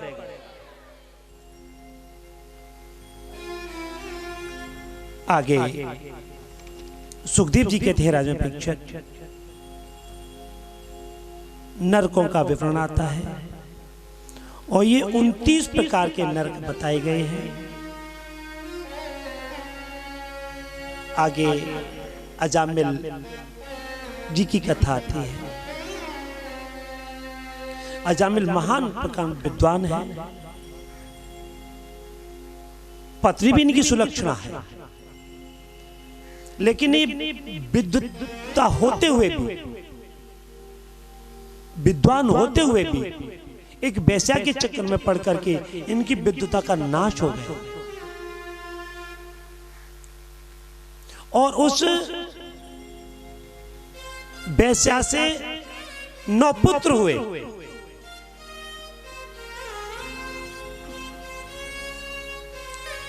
उस नगर में भंडारा हुआ था, सप्तऋषिगण वहां पर गए। पूरे नगर को पता था अजामिल कैसा है, और वहां तो भंडारा समापन हो चुका था, बच्चे खेल रहे थे। उन्होंने कहा कि महाराज कहाँ है? बोले भंडारा, हमारा वो भगत जी को घर वहां चले जा। बोले कहाँ? वो वाला पल्ले वाला, वो महाराज जी को घर है, भगत जी को। कहते ना कि गिरती में कोई किसी का नहीं होता, और जब बनी होती है तो उसके मित्र भी 1000 हो जाते, और जब बनी बिगड़ती है तो जो किसी लायक नहीं होता, किसी लायक नहीं होता, वो भी हमारी मजाक उड़ाता है, हमारी खिल्ली उड़ाता है। जो किसी लायक नहीं है, आज अजामिल जी के यहां पर सप्तऋषि जी पहुंचे, भिक्षाम देही। वैसा देख रही थी, ऊपर से नीचे उतरी, उस भगत जी को नहलाया वेलाया, एक चादर पहनाया, एक पीला चादर उड़ाया, जनेऊ पहनाया, चंदन लगाया, चोटी में गांठ लगाई। बोले अब तो चुपचाप बैठ जाओ, महाराज जी आ रहे हैं। वो तो पी के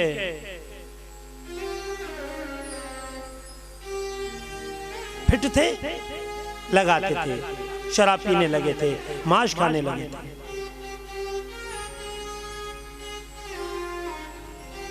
वैसा ने हाथ जोड़े मना किया, बोले अब तो थोड़ा शांत बैठे रहिएगा, महाराज जी आए हैं, कुछ मत कहना, भले बिल्कुल मत बोलना, लेकिन इनको ये पता ना चले कि तुम अवगुणी हो। वैसा ने सम्मान किया। उन्होंने कहा कि बेटा हमें भोजन चाहिए, तो वैश्या ने अपने लिए छुपाया नहीं। बोले महाराज ये ब्राह्मण है, मैं एक वैश्या हूं, क्या आप वैश्या के घर का भोजन कर सकते हैं? बोले बेटा हमें वैश्या से मतलब नहीं है, हमें केवल भोजन से मतलब है, हमें भूख लगी। आज वैश्या ने स्नान किया, गंगा जल की छींटे लगाई, गंगा जल पान किया, गंगा जल में ही आटा गूथा, भोजन बनाया और हरि का नाम जपती रही। हरि का नाम जपते जपते आटा गूंथा, हरि का नाम जपते जपते चपाती बनाई, हरि का नाम जपते जपते सब्जी बनाई और उस लोग उसको लेकर के प्रभु के पास पहुंचे। वो महाराज पाइए, और जैसे ने भोजन पाया, कहने लगे बेटा मांग, क्या वरदान मांगती है? बोले महाराज हमें कछू नहीं चाहिए, हमें बस सद्बुद्धि दे दे, सद्बुद्धि दीजिए।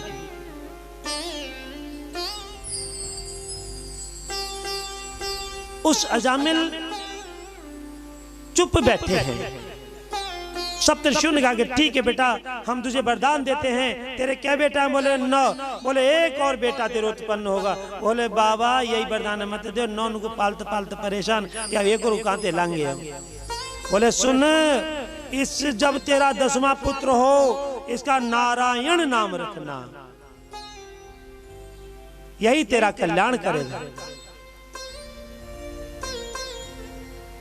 समय आया, अजामिल जी की मृत्यु हुई, तो नारायण बेटा नारायण, उधर में यमराज जी के गण, उधर में विष्णु भगवान के। जब यमराज के दूत उनको ले जाने लगे, बोले दूतों छोड़ो इसे। बोले क्यों?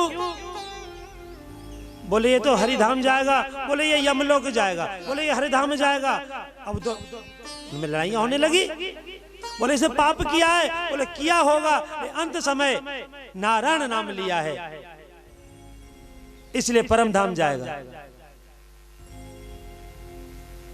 अंत में विष्णु भगवान के गण जीते और उनको लेके गए। उनके पापों की गिनती हुई, पुण्य कर्मों की गिनती हुई। बोले तेरे को 6 मास का जन्म अभी मिल सकता है। बोले महाराज जल्दी दो, जल्दी भेजो, मेरे शरीर को जला देंगे लोग। छोड़ दिया गया और 6 मास में उन्होंने संतों की सेवा, गौ सेवा, स्वान सेवा, अतिथि सेवा, संतों का झूठन। अरे साहब गंगा के किनारे 6 महीने में अजामिल की मुक्ति हो गई साहब, केवल नारायण नाम से।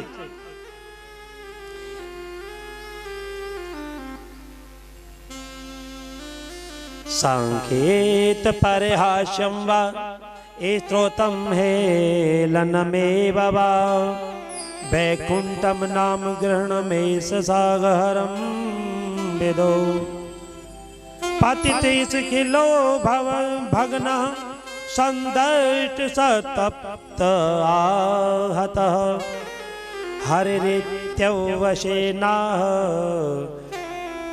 युमानारत यातना। हे भगवान, जब एक अजामिल इतना पापी एक बार नारायण नाम लेने से उसका कल्याण हुआ,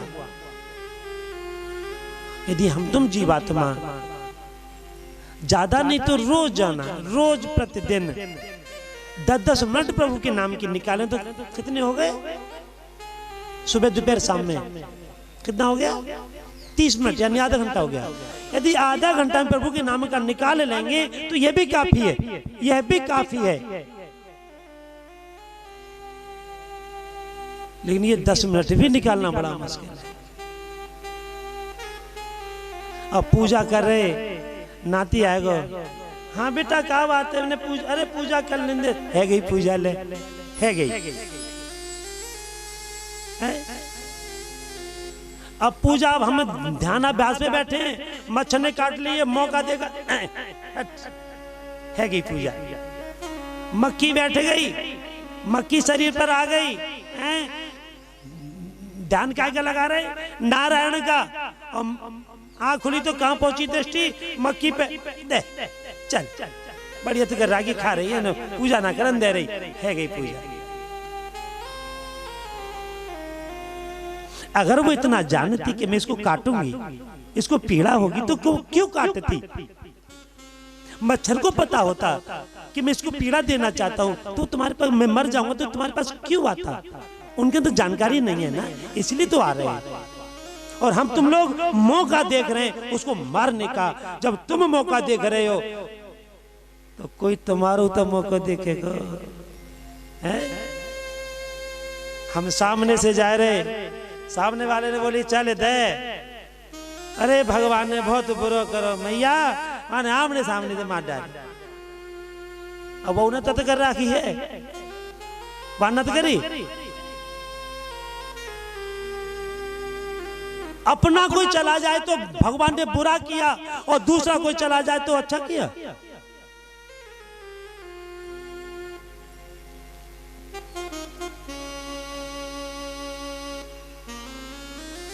नहीं, वो भी बुरा होगा।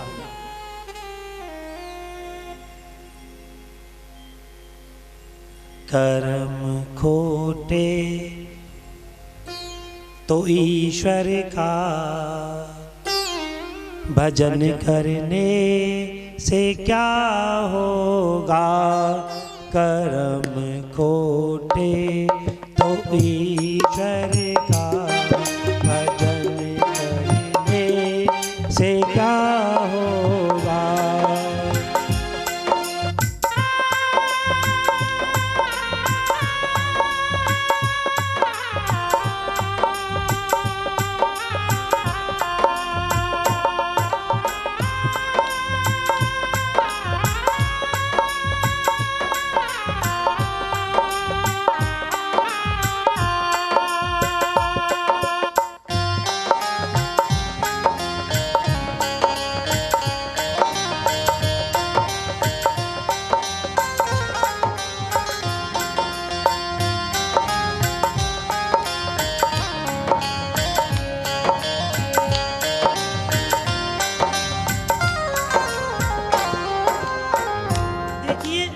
अपने जीवन में जिसने सत कर्मों को अपना लिया, सत धर्म को अपना लिया, सत विचार को अपना लिया, यानी केवल सत्य शब्द को अपना लिया, उसी का कल्याण हो जाएगा। ये पक्का है, हनुमान जी की कृपा से कह रहा हूं, मैं नहीं कह रहा हूं, हनुमान जी की कृपा से कह रहा हूं। कर्म खोटे तो ईश्वर का भजन करने से क्या होगा। कर्म खोटे तो ईश्वर का भजन करने से क्या होगा। किया परहेज ना तुमने, किया परहेज ना तुमने, दवा करने से क्या होगा। किया परहेज ना तुमने, दवा करने से क्या होगा।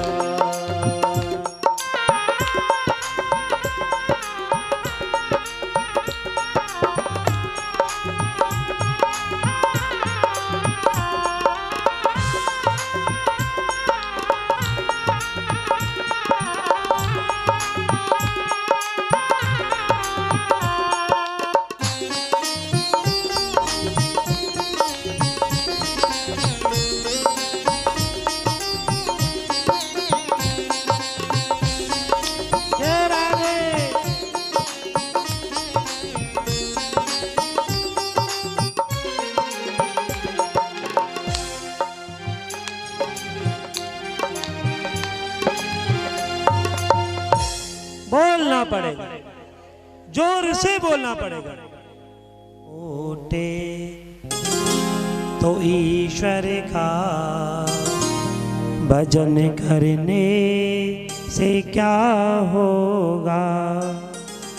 किया परहेज ना तुमने, दवा करने से क्या होगा।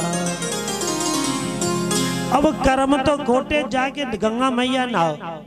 हे गंगे मैया मेरे पाप धोए ले, हे गंगे मैया मेरे कष्ट काट ले। अब गंगा मैया तो परेशान है, पाप धोबत धोबत कितने पाप धोबे गंगा मैया। एक बार नारद जी ने भी कहा था, मैया तू बहुत गंदी है। बोले क्यों?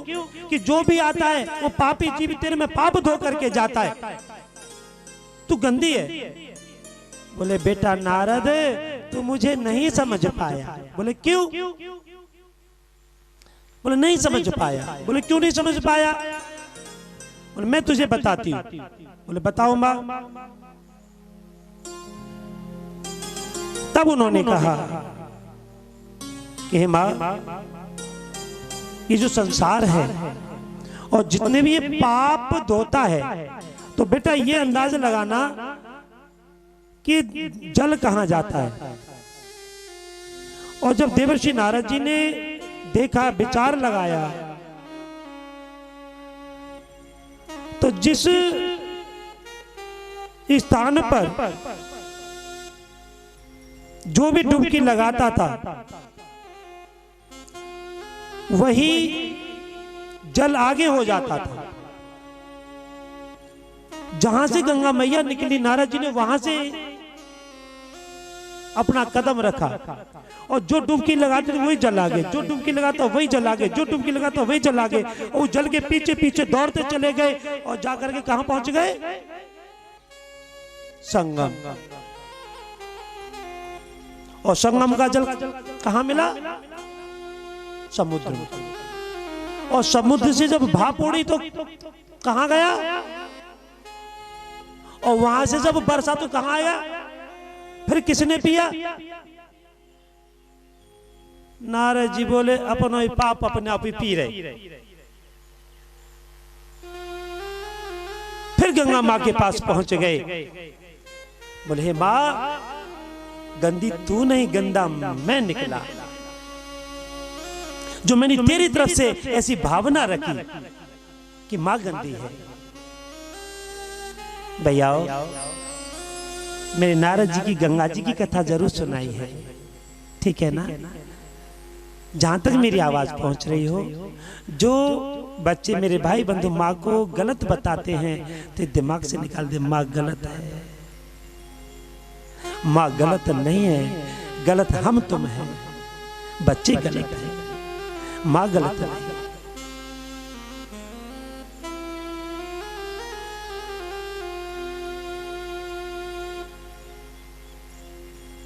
स्नान तो सभी लोग करते हैं ना? सभी लोग स्नान करते नहीं करते? काहे से करते हैं? काहे से? जल से करते हैं। असली स्नान काहे का है? असली प्योर स्नान कोई तो बता दे, प्योर स्नान क्या है? प्योर स्नान क्या है? किससे प्योर स्नान करना चाहिए? जो हमारा मन आत्म पवित्र हो। बिल्कुल। संसार के जल से केवल ये शरीर पवित्र होता है। हम ये वस्त्रों को, ये वस्त्र गंदे हो जाते हैं, वस्त्रों को हम साफ कर लेते हैं, लेकिन कभी इस साधारण जल से मन, आत्मा, वाणी ये कभी पवित्र नहीं होते। या होते हैं? कभी कभी तो यूं बोल रहे जैसो खाओ न वैसो है। अब जैसे घर को जल पियोगे, जैसे हाथ को जल पियोगे, तो जल में वो कण जाएंगे और तुम्हारे फिर पेट में जाएंगे, फिर तुम्हारी बुद्धि ऐसी है जाएगी। इसलिए श्रीमद् भागवत में महात्म में आया है कि सबों के हाथ का भोजन नहीं करना चाहिए। सबों, सब क्या है? सबों माने मृत, ठीक है ना? अबे मरने वाले कौन से? जो संसार में हरि का नाम न ले, हरि कथा न सुने, हरि कथा में विघ्न डाले, सामने वाले का बुरा चाहे, अवहेलना करे, चोरी करे, और सामने वाले को कभी सम्मान न करे, वो सब है। ऐसे सबों के हाथ का भोजन नहीं करना चाहिए, अन्यथा पाप लगता है। ये मैं नहीं कह रहा हूं भैया, भागवत गीता कह रही है, मैं नहीं कह रहा। और मैं ही कह रहा हूं, सही है। शरीर तो बैठो ही है, माटी का पुतला बैठा हुआ तो हम ही तो हम भी बोल रहे, जिब्या बोल रही है। जब बुरी लगे तो लगो, अपने पे कोई फर्क करना है। हमें तो कहता है यहाँ करनी, यहाँ की बात पे कौन तो करनी पड़ेगा। हमें तो कहता किंगे किंगे, यहाँ न बोलेंगे तो कौन तो बोलेंगे हैं। हमें तो बोलना ही बोलना।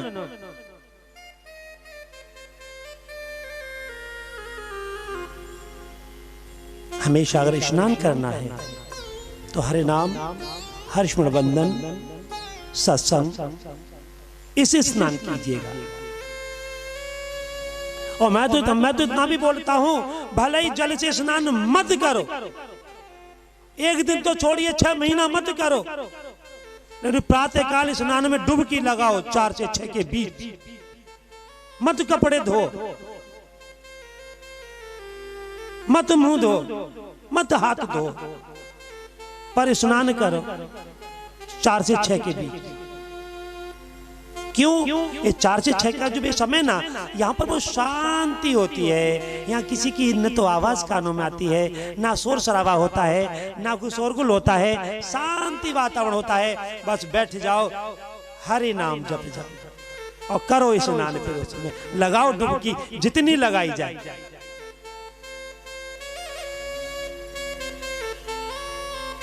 पानी से नहाते हो,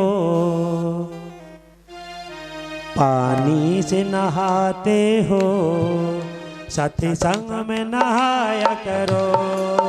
पानी में नहाते हो, सत्संग में नहाते। पानी से नहाते हो, सत्संग में नहाया करो। पानी से नहाते हो, सत्संग में नहाया करो। पानी में नहाते हो, सत्संग में नहाया करो। जय हो। पानी में नहाते हो, सत्संग में नहाया करो। पानी में नहाते हो, तालियां। सत्संग में नहाया करो। पानी में नहाते हो, सत्संग में नहाया करो।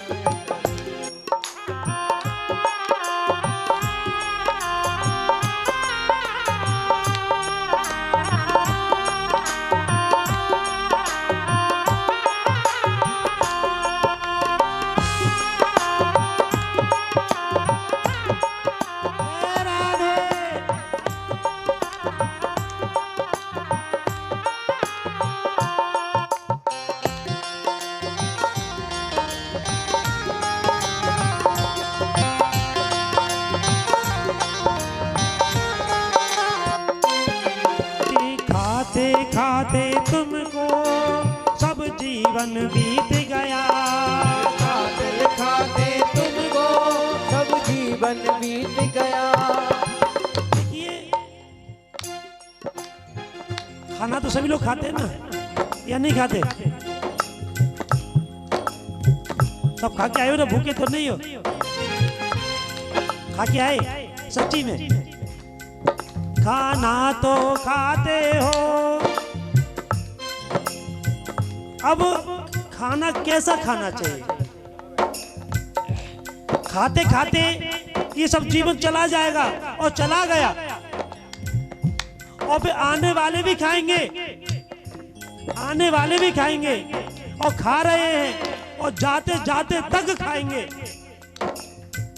खाते खाते तुमको सब जीवन बीत गया। खाते खाते तुमको सब जीवन बीत गया।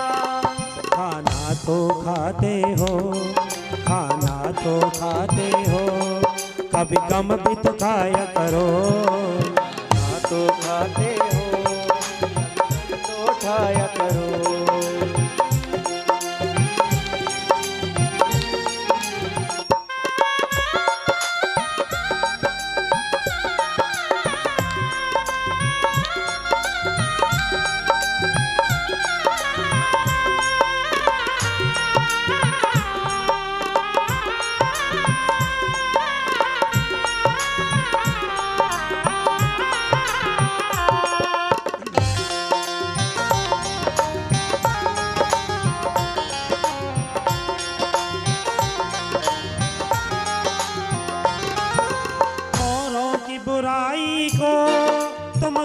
सुनते सुनाते हो, औरों की बुराई को तुम सुनते सुनाते हो, औरों की बुराई को तुम सुनते सुनाते हो, औरों की बुराई को तुम सुनते सुनाते हो।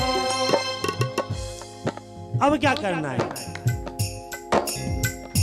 कुछ अपनी बुराई भी, कुछ अपनी बुराई भी कह कर भी सुनाया करो, अपनी बुराई भी कह कर भी सुनाया करो। पानी में नहाते हो, पानी से नहाते हो, सत्संग में नहाया करो, पानी से नहाते हो, सत्संग में नहाया करो।